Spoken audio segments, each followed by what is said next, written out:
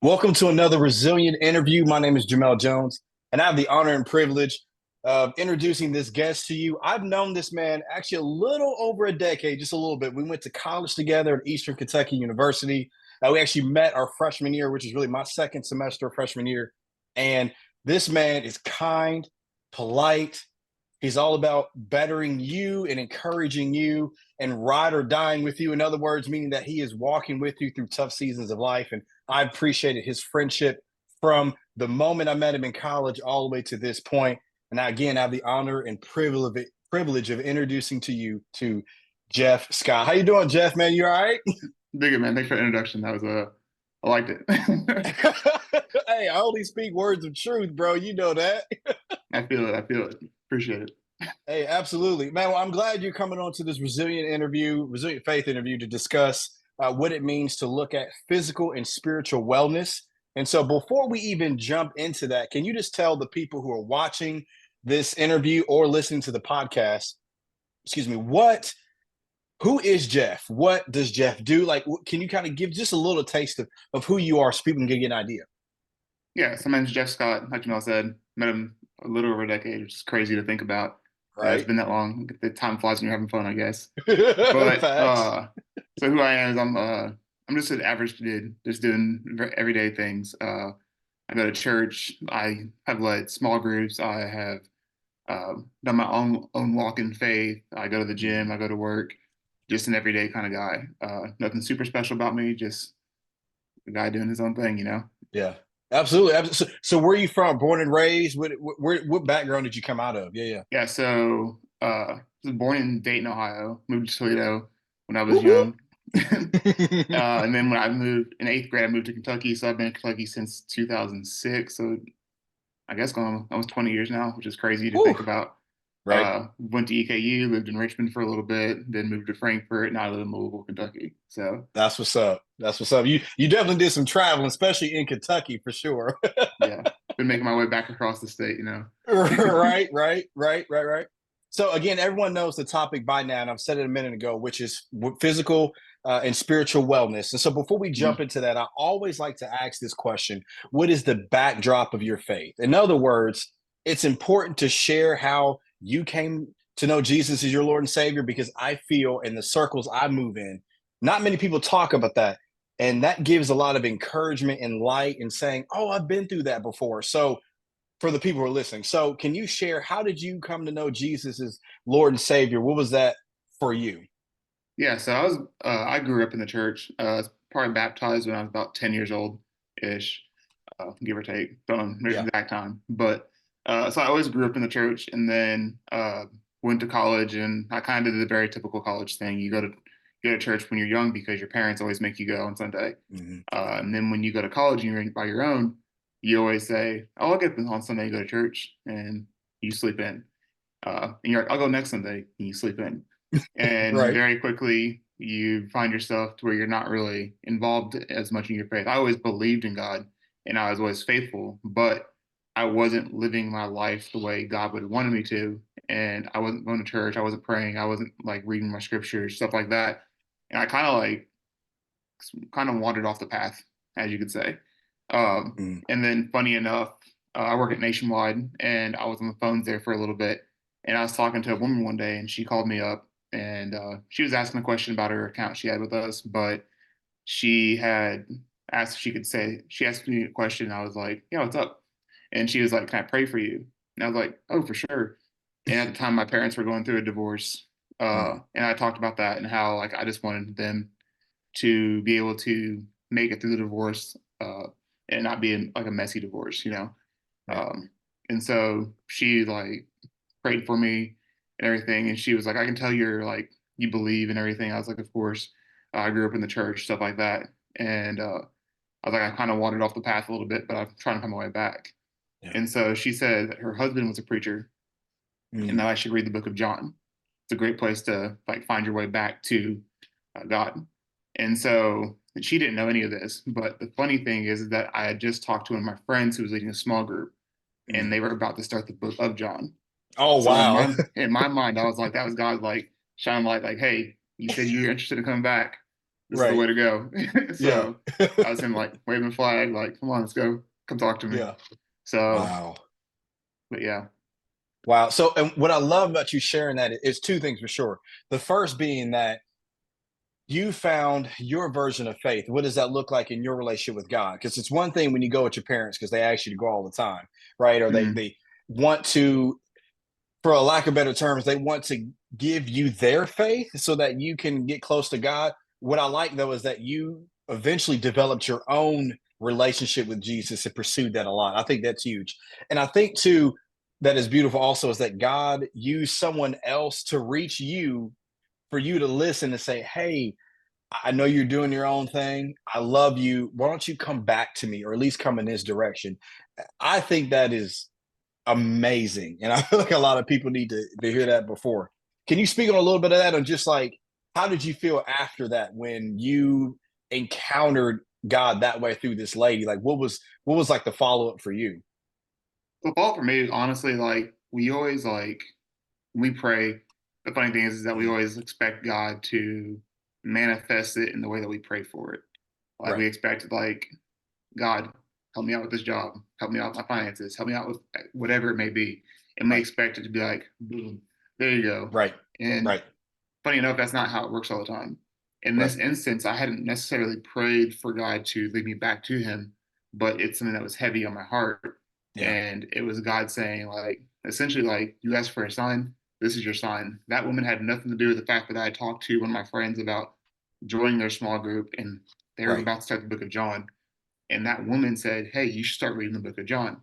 Yeah. So it was kind of like, you could call it, people could call it coincidence, but Right. we both know nothing happens by chance. God has a plan for Mhm. everybody, Yeah. and that's essentially my interpretation of what His plan was for me. Was Yeah. I was supposed to take that phone call that day. I was supposed to answer the questions the way I was supposed to on that phone, and she was going to ask me that question. And Yeah. that question was, "Hey, can I pray for you?" And then, "Hey, you should start reading the Book of John." That's a Yeah. great way to get back into your faith. That's good. Um, that was my burning bush, as you could say. Yeah, So, that's absolutely, absolutely.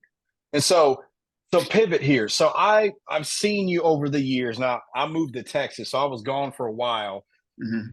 but I've seen you through social media and even all the way up to this point in your life. I've seen you lose weight.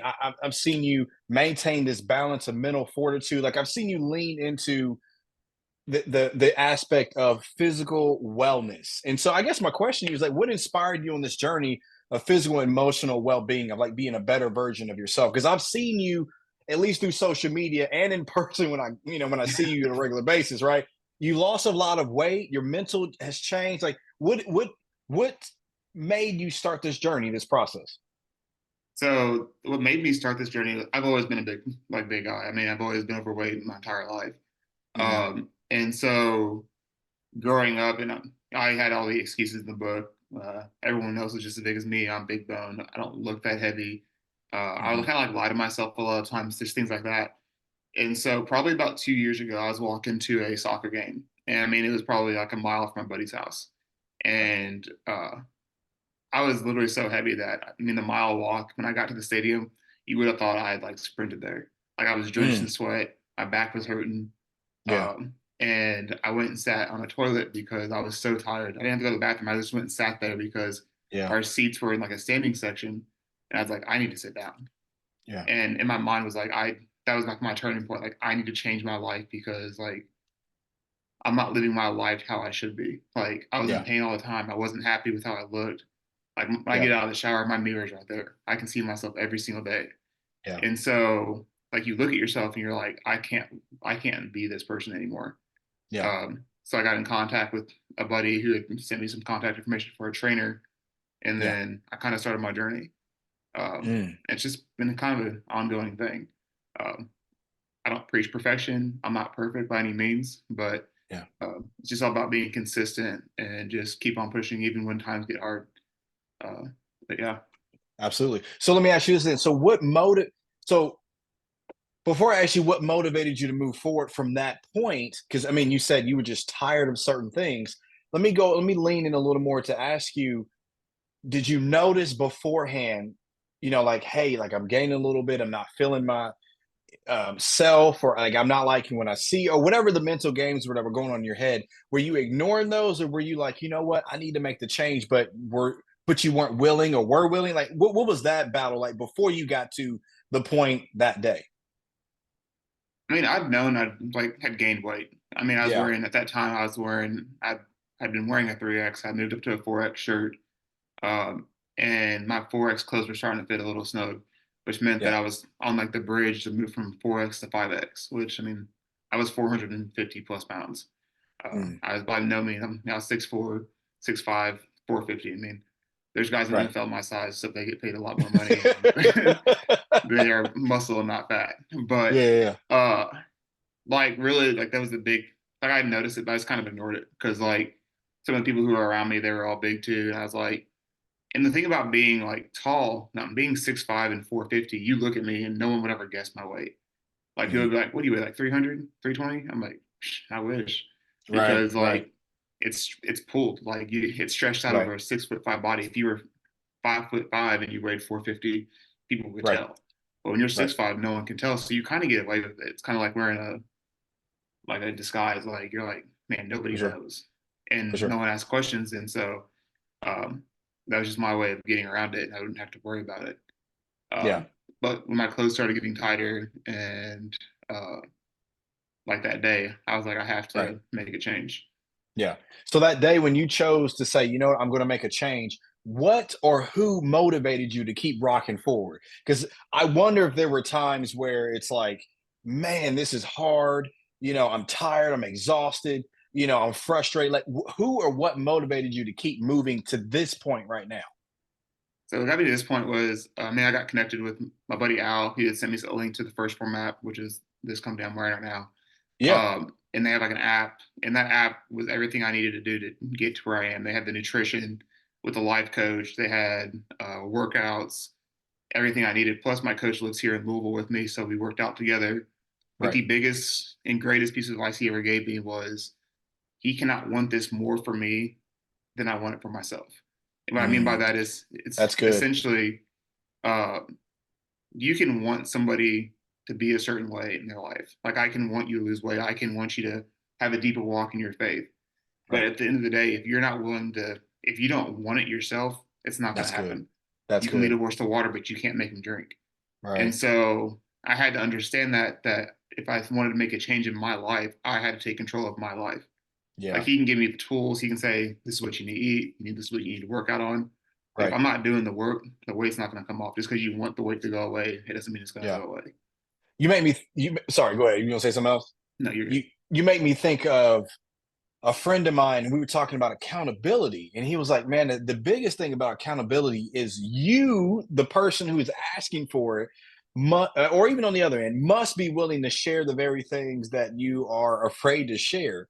So, you know what I mean? Like if you're addicted to something, or if you need encouragement but you're down, Mm-hmm. or something's going on in the home, it's like your accountability partner needs to be the person that you can talk to about all those things, but you have to be willing to share the things that you really don't want to talk about. And he was telling me essentially what you're saying, like, look, we can have this accountability thing. Look, you can want to lose weight as far as like here are all the steps and regiments, but if you don't want to do it, or if you don't want to share things, bro, you're not going to go far. So you made me think of that, and I think Yeah.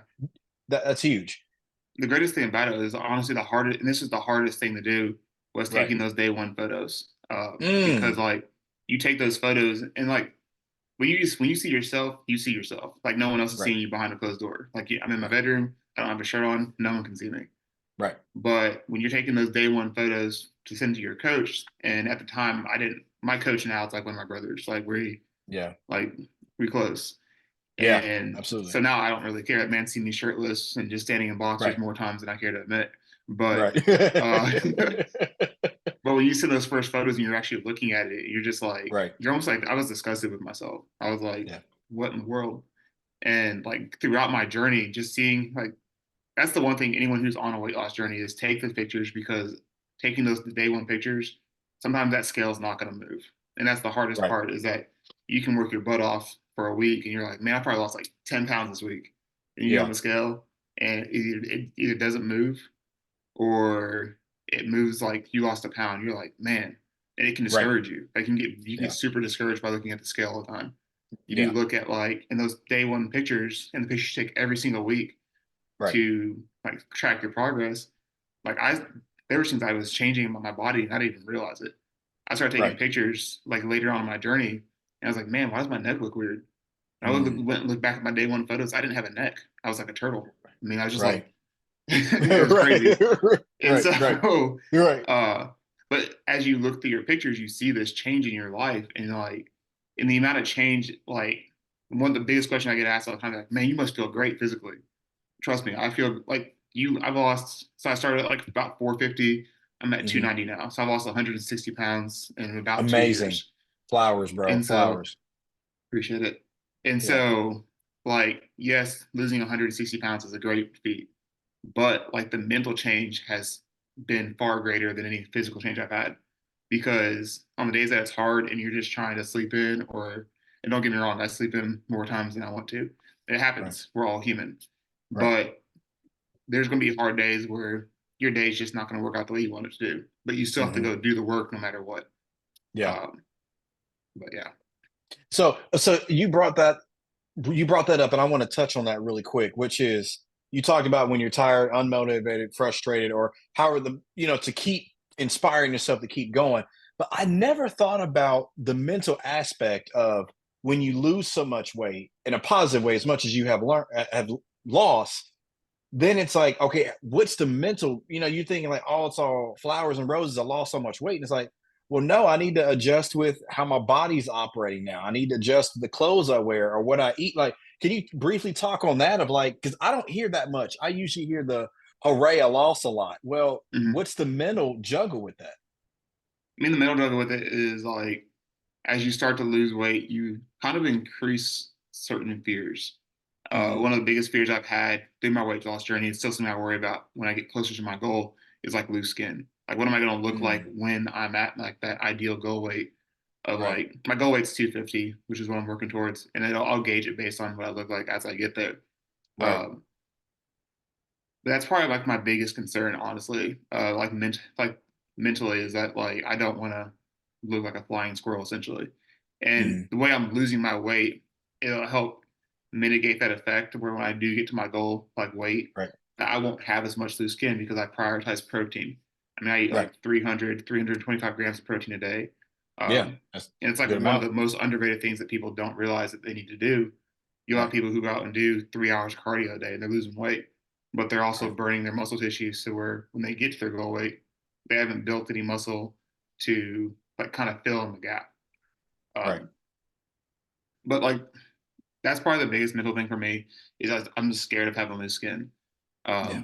But at the end of the day, like you can kind of wear it as a badge of honor. I've seen plenty of people on social media who have loose skin and they Hmm. wear it as a badge of honor because like I'd rather be a guy who has loose skin who weighs 250, 245, whatever it may be, than be Right. the guy who is 450 who, I mean, one of my biggest things I always said is when the day I die, I don't want to Hmm. die because I had a heart attack because I was overweight. I don't want to die Right. because I wasn't fast enough to move out of the way of a car.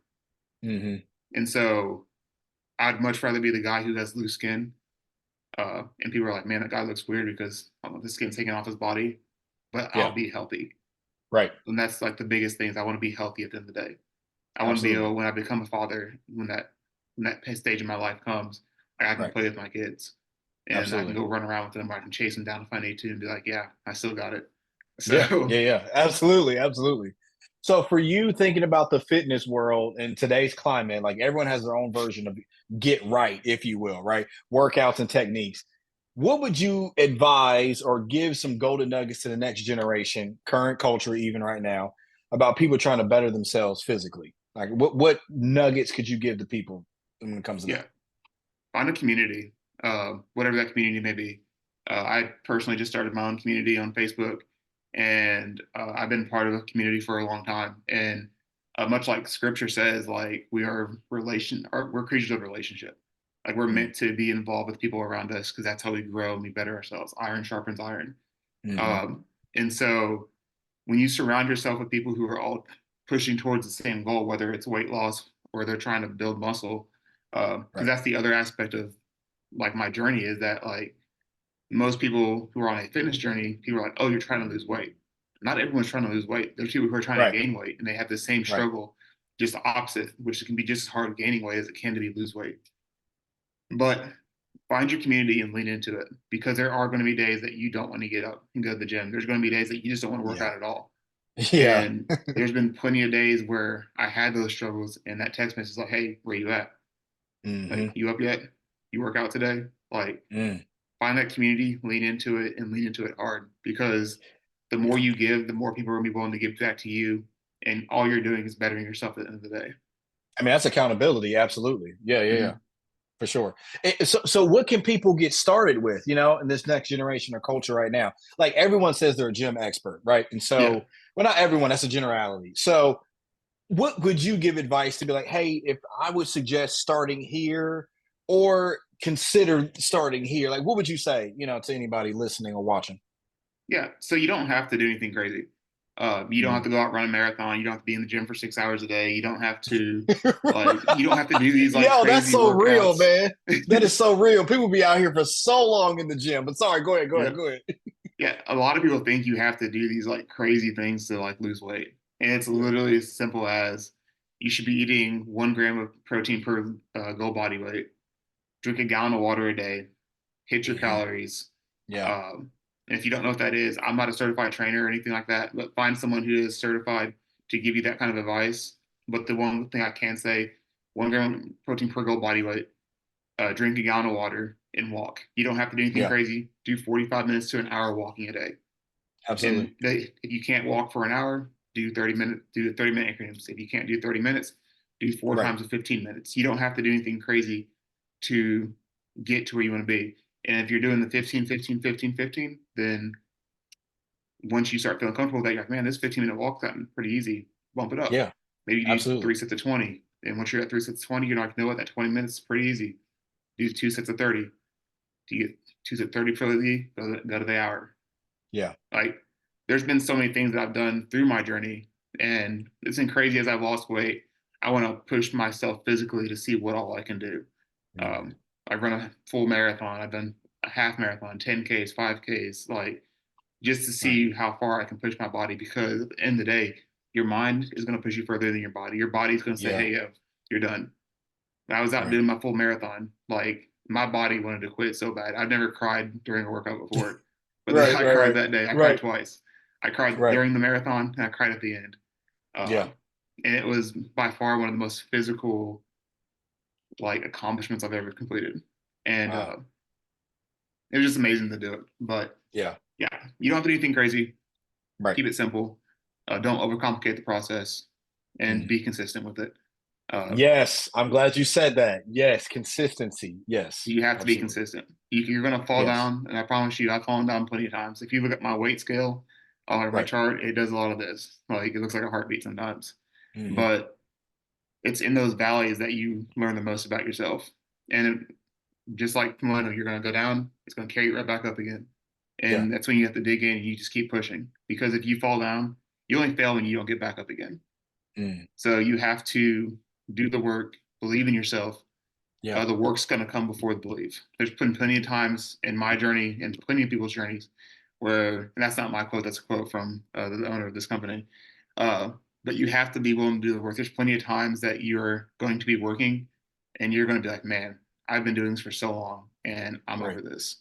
Yeah. But right when you're about to quit, something happens. You see the scale drop. You get the promotion at work. You get a pay raise. Like Yeah. something positive happens in your life, just to kind of give you a glimmer of hope. And then you like, you know what, I can push a little bit further. And you push a little, and then after that's when you start believing yourself. You're believing that, hey, you know what, this is actually working for me. And you just keep on pushing towards that. That's So good.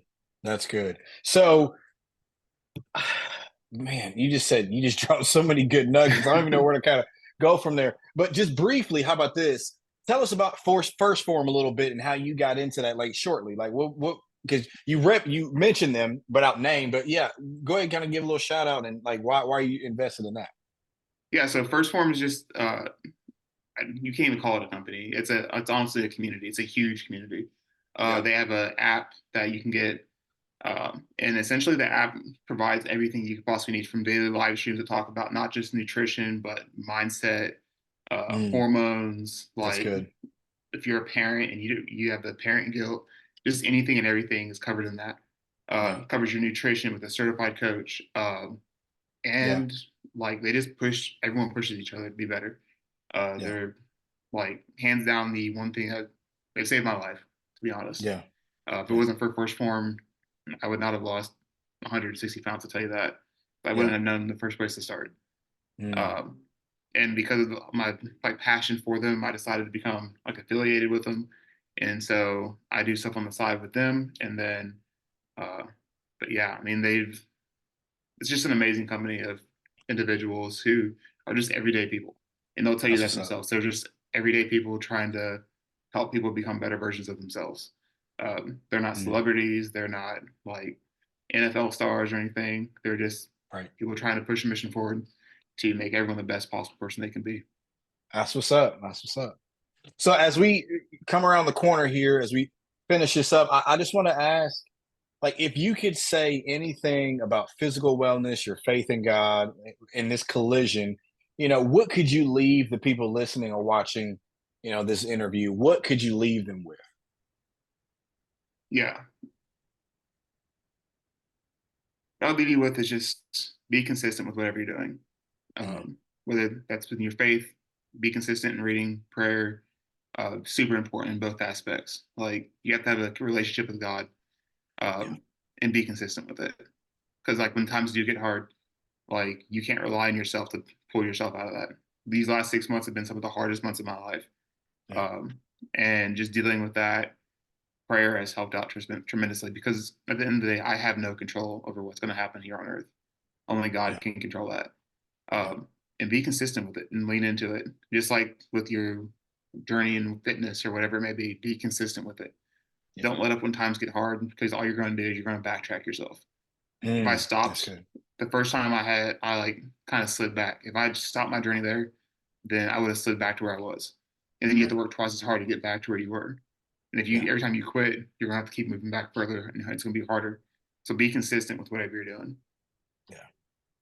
Well, Geoff, I appreciate you jumping on to this Resilient Faith interview and sharing your heart and where you are in life and encouraging people and encouraging me to keep staying physically fit in the sense of like, hey, it's not only good for you physically, but it's good for you mentally, emotionally, and there's a spiritual aspect attached to that as well. We hope in God and Jesus Christ, who rose from the dead for sure. Hey, man, if you want if you would like, can you go ahead and share maybe some socials or some things you got coming down the pike that you're going to be doing or involved in that people could probably see or be a part of, or share a little bit of first form real quick? Yeah. So if you want to follow me on Instagram, it's Jeff's Getting Fit. That's GEOFFS Getting Fit. That's my Mm, Instagram handle. Give me a follow. If you have questions, feel free to DM me. I will always get back to you. Um, So that's the biggest thing I have going on. And then I just also just started a Facebook community. That's just it's a free community that you can join. And it's really just meant there to spread positivity and to help people become the best versions of themselves. absolutely. Absolutely. Well, Geoff, I appreciate you so much, bro. I thank you for joining in. And hey, for those of you who are listening, please check out the podcast. Well, actually, if those of you watching, please check out the podcast. And those of you who are listening, please go ahead and check out the YouTube video and all of our social media pages. Again, Geoff, thank you so